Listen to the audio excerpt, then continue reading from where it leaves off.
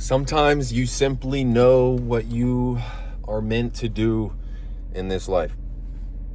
For me, it was always being an entrepreneur, a business owner.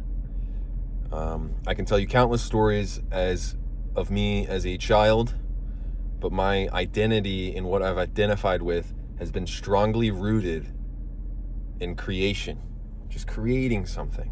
That's how simple it was when I was a kid. I just love to create, to make things, and then to share those creations with the world. Now, as a kid, that came up in a lot of weird different ways. I was selling yo-yo cases in like the second grade. I was obsessed with yo-yos, had like $100, I think it was like a G6 yo-yo. Guys, I loved yo-yos. But I wanted a case for my yo-yos, so I was buying foam with my grandma and buying little like pencil cases and cutting out little inserts for yo-yos and then selling them in school. So like that was something I did. I was selling, this is kind of terrible. I was selling Pokemon cards, probably in like first grade.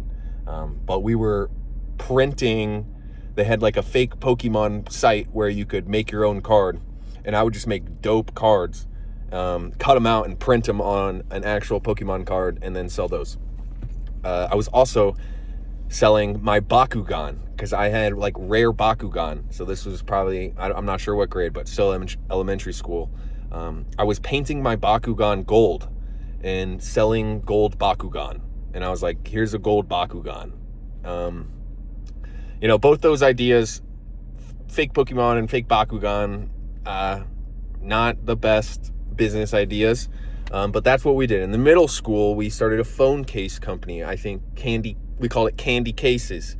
I got me and my friend Jake to start that. And so in middle school, selling phone cases and like skins. I was really big into iPhone skins. So that's what we were doing in middle school. High school, we started we had a sunglass company that we tried doing. It was called Wood U. And it was like a wooden sunglass company. We tried that. In college, we've tried a whole bunch of other things. We've started we've done it all. We've pursued a lot of things.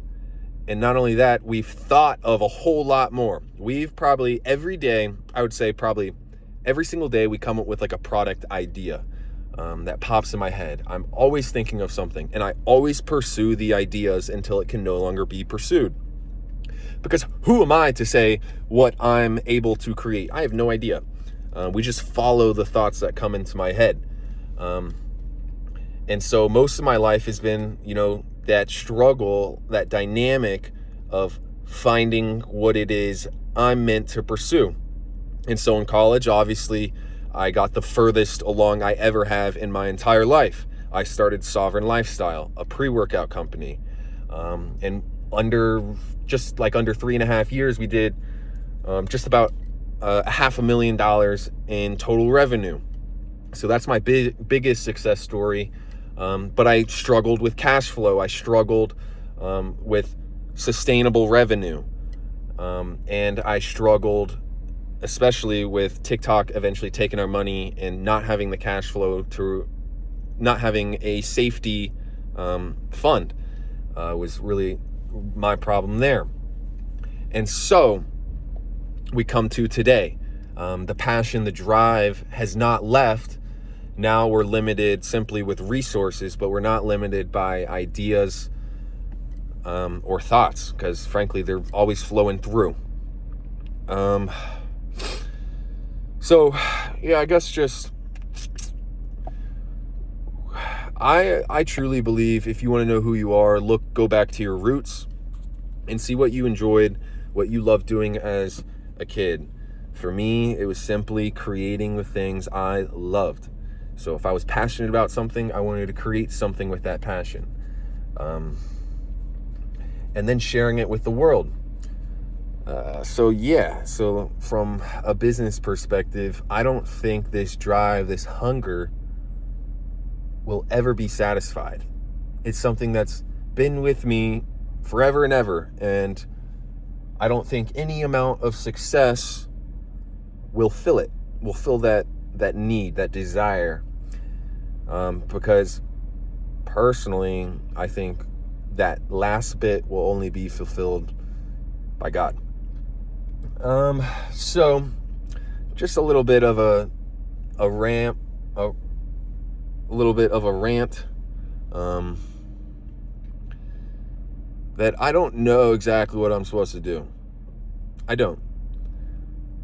And to be successful, to get your first $1 million, you're gonna want it laid out for you. And that's the problem. Nobody's gonna lay it out for you. Nobody's gonna give you a business plan to make $1 million. No one's going to hand you a business name, a business product, and an entire plan on how to scale it. In fact, what works for one business will not work for your business. Now, you can heed, I think, advice and study up on other companies, and I strongly would encourage it. That's like my favorite thing to do in my free time, is study the success points of companies, because where success actually happens is not at that point in time, but because they were prepared for that point in time. So I would recommend studying up on other companies, but that's not how you're going to do it, because it's already been done that way. You have to have your own philosophy, your own belief system for your company. I don't think anyone is ever going to come to you and give you exactly what you're looking for. That's something for you to find. That's something I have to find myself. Good thing is, hard work never loses, because it never gives up. And so I think you got it. If you're watching this video, I think you got the drive to do it. For me, I'm on the road to make my first $1 million, and not for any monetary purposes. And I don't want to focus on the money at all, but that's just the goal. That's to set my goal and for us to get to. Now, I have I think, a very weird relationship with money, and I don't want it to change as I see more money, as I come across more money. I don't want to be protective or idolize it in any way, shape, or form. If I make $1 million, I don't have the belief that it's my $1 million. I believe money flows through you. You're like a conduit, and nothing actually belongs to you. Things flow through you. Things belong to you for maybe periods of time, but nothing is permanent. And you can, I think, try and focus on like building a legacy and grasping onto that. But I still think a lot of that comes down to our egos. And I think at the end of the day, what you should want and what I should want is to truly make a impactful difference on the people and the world around us. And if you can do that, that's creating a legacy, something that alters history forever. If you can get any group of people, any one person to become a better person, I believe you have truly altered the future of our world that we live in, and you've made it a better place.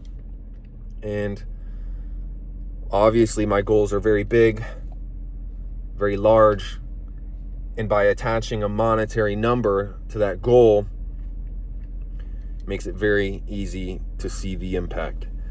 So if I ever focus on a number or a monetary goal, I think we're going to scratch the $1 million goal. Maybe we should change it to something else. Like my first, not $1 million, maybe, I just hate focusing on money. And this is probably why I'm really bad at cash flow.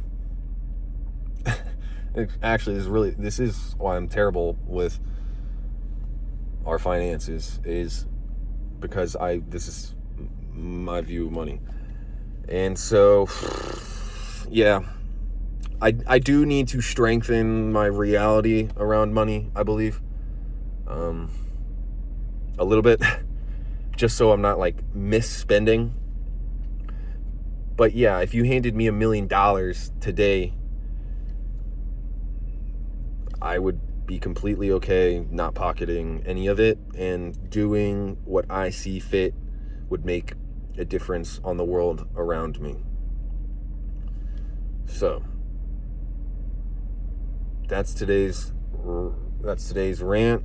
Tomorrow we got a killer video for you guys in the gym. Should be pretty dope.